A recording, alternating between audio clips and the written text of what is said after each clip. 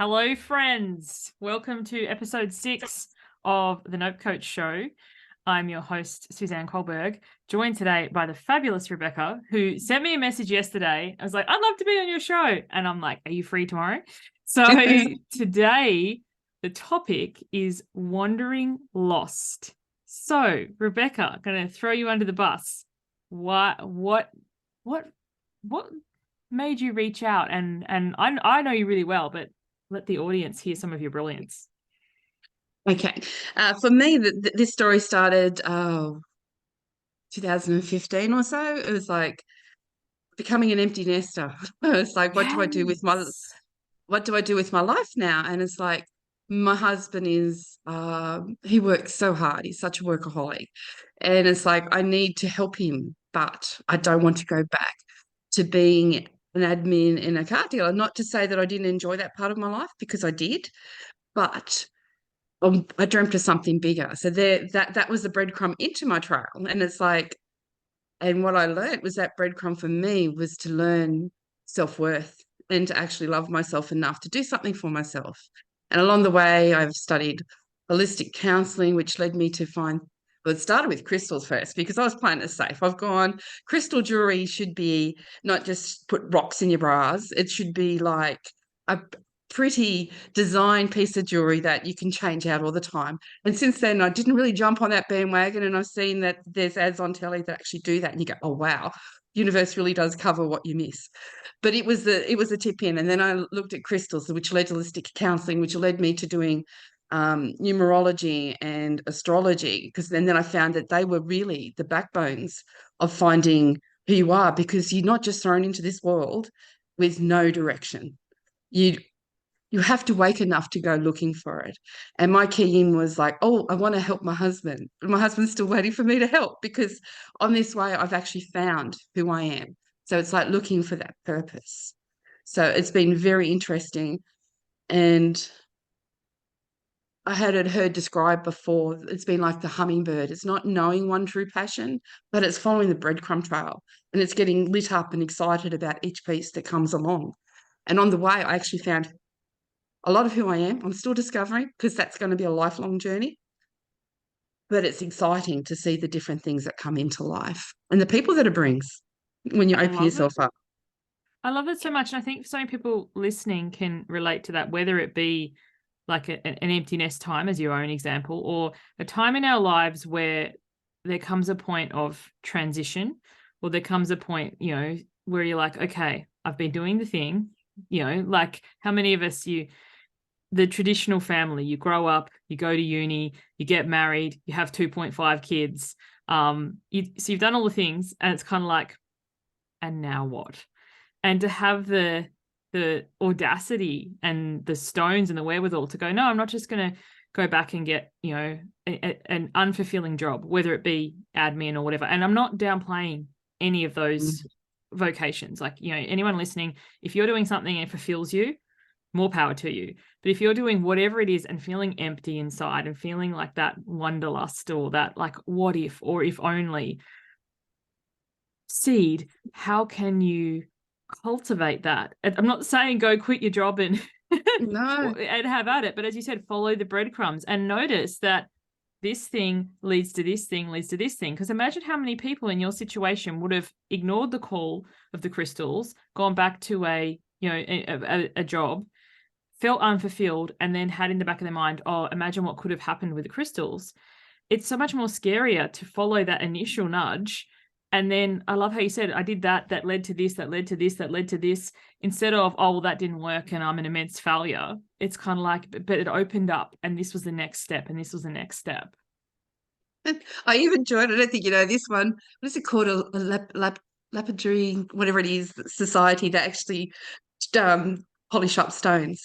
I went for like about 3 times, but I never really got to do, because every time I turned up, it wasn't the time to actually do something. I find that happens in my life. It's like I turn up to do something.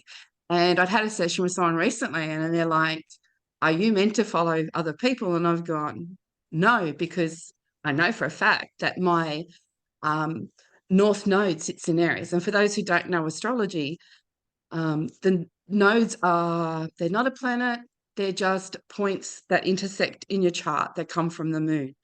And they've been around for so long. The Chinese call it like it's a dragon head and a dragon tail. These arts are ancient. So you come into life with certain behaviors that you fall back into, and you're also reaching for something, which is your North Star, which is your North Node. But it doesn't come naturally to you.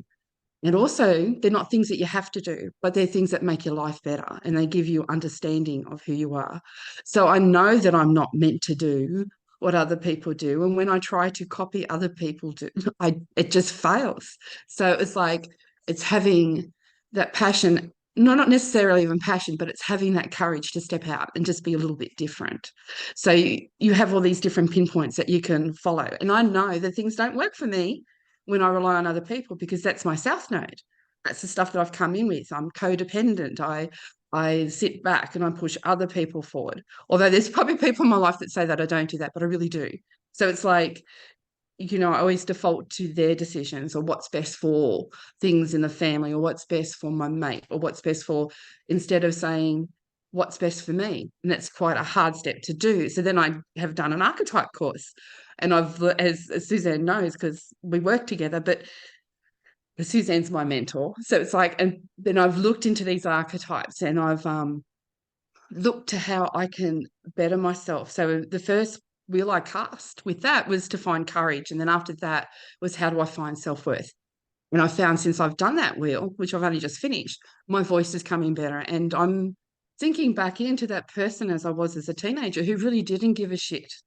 And excuse me, because I know Susan's a sorry fairy. I don't give a fuck. When you're younger, you just do. So it's like, and it's trying to find that. It's trying to take off all of the layers and expectations that the world has just dumped on you and they're not right for you. Because I know this gets onto my soapbox stuff because I get really frustrated when you hear the high-end spiritual stuff that says, you're meant to transcend your body, but they forget not everyone is. Some people have been high-end and now they're trying to really understand what it's like to be anchored into a body. What does it mean to be a human? So it's like learning these different things. And there are other people who are very human that are stretching themselves to be very spiritual. So it's like, it's not a one fit society. Yet we do that. We make a one fit when it's not one fit. So I love that. Like, how deep are we getting on the Nove Coach podcast? What does it mean to be human? But the point you made, no, don't never be sorry, is what is right for one person isn't necessarily right for another. And also what is right in one stage of our lives isn't even necessarily right in another stage. And how often do we take on, like you spoke about archetypes, and I know you've done a different course, but like for anyone listening, the way I define archetype is a pattern of behavior. So it's not the totality of who you are, but it's a pattern that you slip into, like putting on a mask. And I love how you mentioned, you didn't say this, I'm paraphrasing, but say a more rebellious teen energy that then gets lost or conditioned out of you, or masks put on to act in another way. And then sometimes on the other side, there's like a reclamation of, like this new me, or the me I've been for this many years. It's not as fulfilling as that younger, more rebellious, more free version of us. Yeah, and it's interesting too, because like I've known that I've mentioned that to another coach before, and they're like, but you never go backwards. But you know what? I sometimes know my husband misses that girl, the one that used to have fun before it was like, I'm a mother, I have to have responsibilities, I've got to take my kids here. I'm now an adult, so I can't be, you can't just do the things that you did as a kid and expect to get away with it. People are now judging you, because it's like, I'm pretty sure people are judging you when you're a kid, but you just don't care. And also your parents feel the pressure of that. Whereas when you're an adult, you don't have the parents to kind of fall back onto. No. And it was interesting too, because you'd a generation probably ahead of you, because you mentioned that everyone goes to uni. Well, it was a shock to Philip and I. Now kids, the whole three of them have gone to uni. When we went through, you were lucky to get a third of the class to do 11 and 12. And then kids dropped out and only a very few went on to uni. So it's not. And now we're losing it again. And it's so fascinating, because I was the only second one in my family to go through university. But it was the done thing in my generation. And then my son said something the other night about, he's only 7. We never know where he's going to end up, but about potentially not going to uni. I'm like, great, you don't have to. And he's like, what? And it's just, Yeah. it's coming around again, and it's cycles and it's learning. And, you know, in terms of, you know, where we started, and I'm at the time, and we'll wrap it up shortly, but what would be something for the listeners you want them to be their takeaway when you think about, for anyone who's maybe in that space where you were when, you know, you first had that empty nest, whether it be their own version of an empty nest or a crux, a transition, a crossroads, who's like, they feel the call to do something that is a little bit left of field, what would your advice for them be? Follow it. Don't let other people tell you you can't. It's like, just go with it, because you never know where it's going to go. I mean, as long as it's not going to hurt anybody else, it doesn't, you know, it doesn't matter. I mean, but follow it and see where it takes you. You know, you can still be safe as you follow your dreams, but let them have a say in your life. Just don't numb yourself out to everything, because I think, as I said to you, yeah, because we have issues in the world because we're so busy trying to numb out who we are. You know, we're not fulfilling our parents' dreams. We're not doing this. I mean, I was told, I don't know how Mum will feel about this one, but she's like, don't commit things to paper, because like, and now I'm committing myself to the ethers of the internet. It's like, if you can't take a stand and have a go at something, well, what are you here for? You don't want to, as I know it's been said before, wake up at your end of your life and go, God, I wish I'd had a go at that. Or, oh my God, I'm going back around again because I haven't, you know, Learned the lesson. I haven't woken up in time. So it's like, yeah, have a go. Follow your dreams. Follow that chance. I mean, what's the worst can happen is that it doesn't lead anywhere, but it might lead you to the next thing. So I love that. There's 2 points I want to pull out of that. Firstly, when you said numb everything, yeah, we can't selectively numb. When we numb the sadness and the frustration and the guilt and the shame, we also numb ourselves from the joy and the happiness and the you know, the highest experiences. And the other thing you said, what's the worst that can happen? So I'll leave you guys with this piece of advice. Whenever I'm making a decision, especially a big decision, there's 3 questions I ask myself. What's the best case scenario? Like, the best case scenario is often even bigger than I can dream and imagine and whatever. What's the worst case scenario? And usually the worst case scenario is I'll be a bit embarrassed, I'll lose a bit of money, or I'll have to go back. Like, I have to go and get a job again, or I'll have to, you know, like that is the worst case scenario. My brain goes to, you'll be living on the street eating out of a garbage can. And it's like, I'm fortunate enough to live in Australia. We have support systems in place. That is the worst case scenario. The true worst case scenario is a bit of embarrassment and going and getting another job. And what's the most likely scenario? So 3 questions: best case, worst case, most likely. Because when you sit with that and honestly ask yourself that, really realize the worst case scenario, where your brain goes, and the actual worst case scenario, you know, yeah, and I can deal with a bit of embarrassment. I've been embarrassed before. And that's the thing I'm learning to get comfortable with again. It's embarrassment.